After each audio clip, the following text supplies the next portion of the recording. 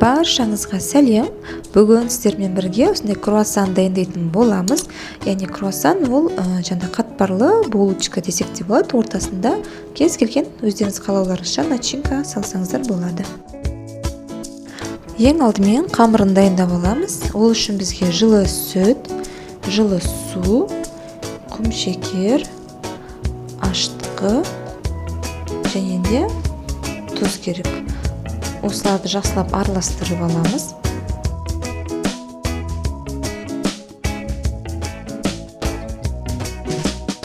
Ендігі кезекте бір жұмыртқамызды қосып, жақсылап шайқап аламыз.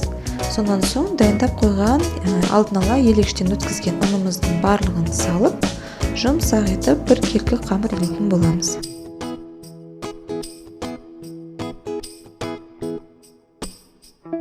Міне бізде дәл осындай жұмсақ, жаңағыдай бауырсақтың қамырындай қамыр шығады.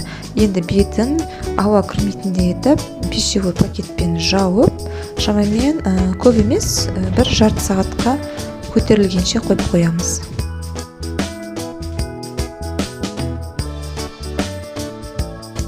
Мен начинкасына осындай плиточный, яғни Қазақстан шоколадын қолданып жатырмын.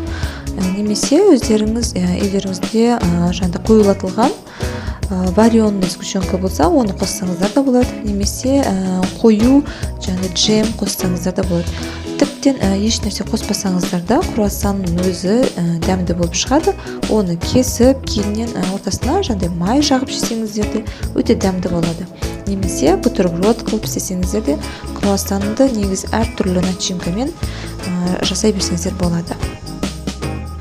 Ал міне біздің жарты сағатта қамырымыз осылай көтерілді. Енді қамырымызды алып осылай бөліктерге бөліп аламыз. Мен теңдей етіп 9 бөлікке бөлдім.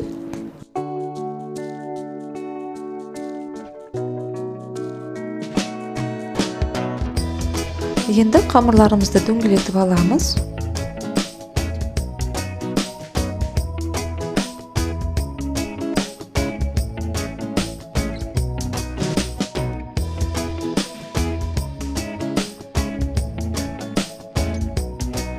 Қамырымыздың барлығын осылай дөңгелетіп қоямыз. Сонан соң бетін жаңа пакетпен жауып, шетіне бір-бірлеп алып жая береміз. Тура жаңа 7 шелпектің қамырындай қылып, сондай қалыңдықта және сондай көлемде жайсаңыздар болды. Барлық қамырларымызды осылай жайып, бетіне ұн сеуіп, шетке қойып қоямыз, бір-біріне жабысып қалмас үшін. Ортасына жағу үшін бізге осындай бөлме температурасында өте қатты осылай еріп тұрған сары май керек. Яғни мен бұл жерде щедрое лето майын қолданып жатырмын. Жаңағыдай қамырларымызды шетінен осылай қойып, бетіне жағып шығамыз. Лопатканың көмегімен жақсаңыздар өте оңай жағылады. Сонан соң келесі қамырды қоямыз. Оның үстіне де осындай майды жағып, кезектесіп қамырымызды қойып шығамыз.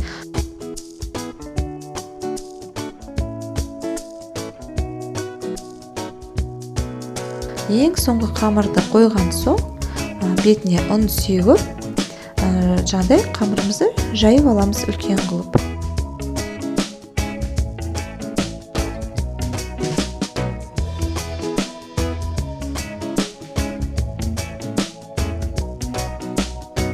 Үлкен қылып жая беріңіздер. Шамамен қалыңдығы 4-5 мм болса бізге жеткілікті. Енді пышақтың көмегімен осылай жаңа қамырымызды теңдетіп 4-ке бөліп аламыз. Солай оңай болады. Сонан соң дәл орталарынан тағы да бөліктерге бөліп, бар жоғы бізде 16 бөлік шығаруымыз керек. Сонда бізде 16 круассан шығады осы қамырдан.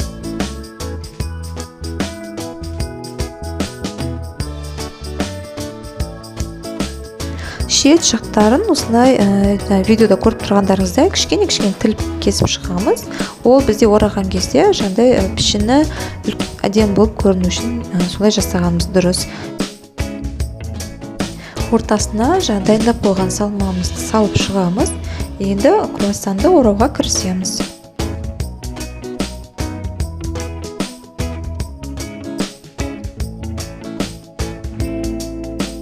Міне осылай барлық круассандарымызды орап, дайындап қойған формамызға қоя береміз.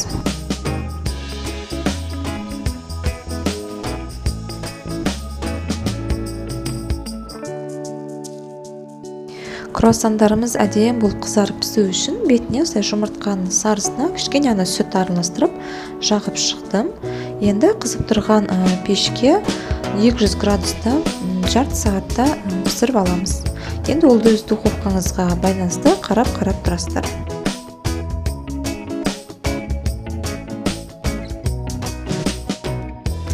Достар, міне біздің круассандарымыз дайын болды. Өздеріңіз көріп тұрғандай өте әдем болып шықты. Сіздер де өз балаларыңызды қуантып, осылай жасап беріңіздер. Көп ұзатта кетпейді және көп уақытыңызды да алмайды.